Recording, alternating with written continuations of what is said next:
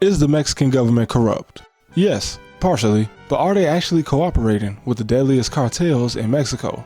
In May, a music group from Mexico was on tour before they went missing. On their last social media post, they were singing at the McAllen Hidalgo International Bridge, which is the crossing point between Texas and the Mexican state of Tamaulipas. They were standing on the Mexican side of the border, and possibly this same night at around 10 p.m., they were kidnapped in the city of Reynosa, and days later, all 5 bodies were found, possibly burned. Then, during a missing person search in the city of Irapuato, using radar and cadaver dogs, the dogs made a discovery of 17 bodies. My God. The state that this happened in is simultaneously a tourist destination and the deadliest state in Mexico. So we have 22 deceased in 2 incidents that happened in the same week, within 2 days of each other actually. And then when I first saw this video, I had no idea what I was looking at until I read that this is actually a Mexican police department and the Gulf Cartel working in cooperation. I had a recent comment stating that I should shed some light on the fact that the cartels in Mexico aren't just thugs, because some of them are actually politicians, or at least working alongside the government. There were 35 politicians murdered all during the 2024 election cycle in Mexico, with many of these likely being a result of multiple cartels. Now, a couple things I want to touch on first is Mexico being called a narco state, and where the cartel gets all this military equipment. Now, at first, I didn't think the term narco state was fair in describing Mexico because, of course, many people in the Mexican public are against the existence of cartels, and some have even formed militias to fight against them. Also, all politicians are not complicit in collusion with the cartels, as some have even been killed for speaking against them. Now, a narco state normally refers to a country whose economy is dependent on the drug trade, and that's not entirely true for Mexico, as the country generates about $30 billion each year from tourism alone. But looking at it in a less narrow sense, a narco state doesn't necessarily mean that the entire country is involved. It just means that all legitimate institutions such as local government and police became penetrated by the drug trade. Now, according to a data leak in Mexico from 2022, there was allegedly a top law enforcement officer taking a $250,000 a year salary from a cartel to protect them, which tells me 2 things. 1, $250K is probably how much it costs the cartels to pay for a police department. And 2, if they're willing to pay this much to one guy for his department to look the other way, there must be some departments that don't look the other way. But we know that as clashes between cartels and the military or local police are well documented on several videos. And this same leak also seemingly provides an answer to my second question, as the leak also alleges that some soldiers in the military were actually documented selling weapons to the cartel. Now, it's well known that a lot of their firearms come from gun smugglers in the US, and this is not including the US military operation known as Fast and Furious, where in an attempt to sell and then track illegal firearms, the US allowed nearly 2,000 weapons to be smuggled into Mexico to track them, but they ended up losing over 1,000 of them, some of which were used on Mexican citizens, and at least one of them almost shot down a helicopter. Sorry, 4 helicopters. This was a 6 terabyte leak orchestrated by an anonymous group in Mexico. And this is just over the military. Recently, the US banned the governor of Baja California from entering the United States due to some alleged involvement in illegal activities by either her husband, or both of them. And this led to a fake list coming out alleging that several members of the Mexican government have been banned from entering the US, which the US Embassy in Mexico has since debunked. What hasn't been debunked is Mexico's former president, Andrés Manuel López Obrador.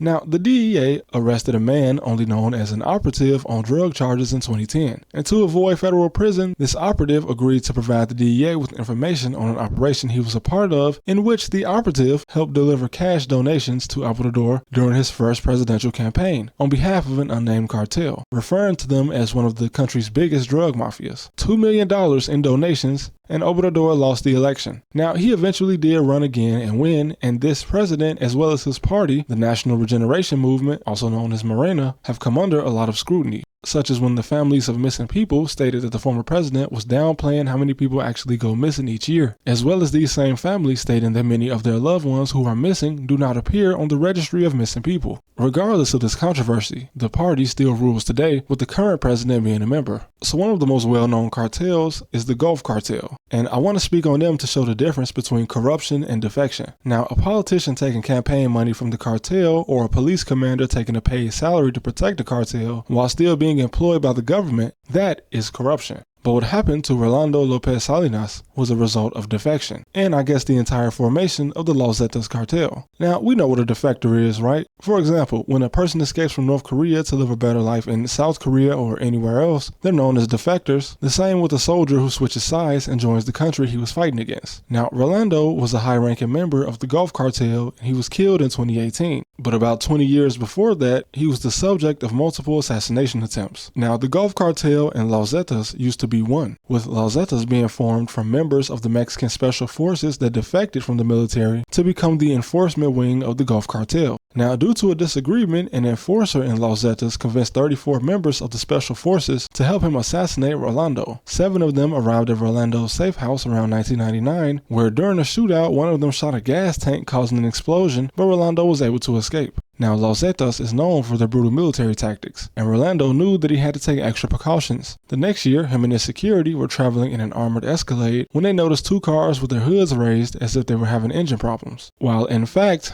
they were actually just blocking the road to set up an ambush. But due to the vehicle being bulletproof, Rolando once again survived the attack, and these attacks relentlessly continued from 1999 to 2018 until he was finally killed. But that just sums up how dangerous certain cartels are due to the fact that Special Forces operatives have defected and become their own crime syndicate. But I feel that the best way to find people who work in the government and with the cartels is to look toward one of the most unsuccessful wars in history, the war on drugs. Officially beginning in 1971, since then cartels and mafias have only become more powerful and wealthy, because you can't just take out a leader since another one will follow, and you can't destroy a cartel that makes a lot of money if you have too many poor people that need work. And once blood is shed, like it has been for several decades, the seeds of chaos are already sown. So this brings us to a guy named Genaro Garcia Luna. He was a big-time government employee, so big that for 6 years he was the Secretary of Public Safety in Mexico, a position that doesn't even exist anymore, probably because of him. This position put Genaro over the Federal Police Force, or the Federales, basically the FBI of Mexico. Now, from 1989 to 2000, he worked for the National Intelligence Center, which is like the CIA of Mexico, and in 2000, he was named the Director of Planning and Operation for the Federal Judicial Police Force. But within 5 years, he already had his first scandal when he staged a kidnapping rescue.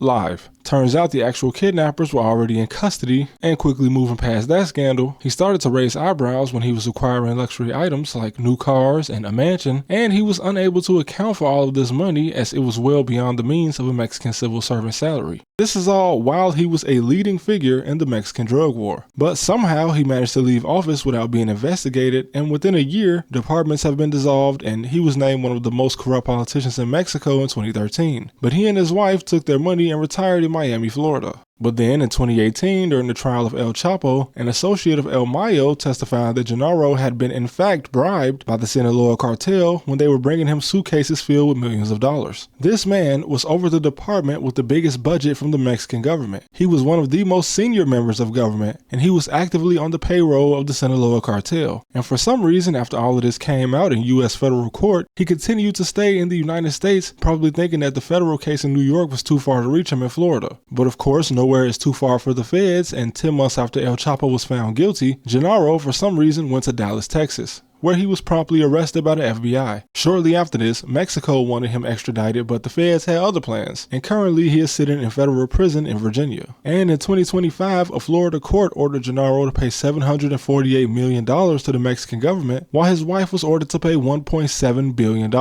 US dollars. I'm not sure if the Sinaloa paid them that well, but I think the point was kind of to bankrupt them. It's pretty much overkill though, since he was already serving 38 years, and the more data leaks that come out, the more confirmation we'll get for what we pretty much already believe is going on. Now, there are several Mexican politicians that have been accused of taking bribes, but is this really corruption?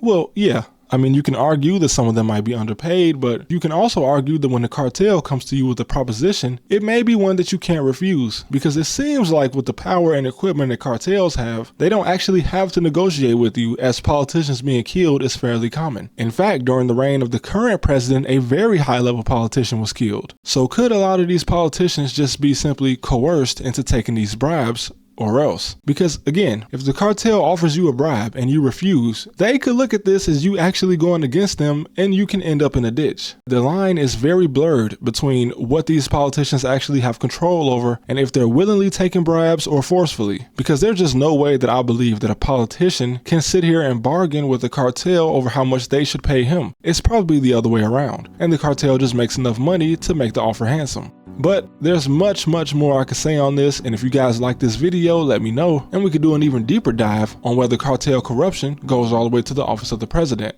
which I'm sure many Mexicans would agree it does. But thanks for watching, guys. See you next time.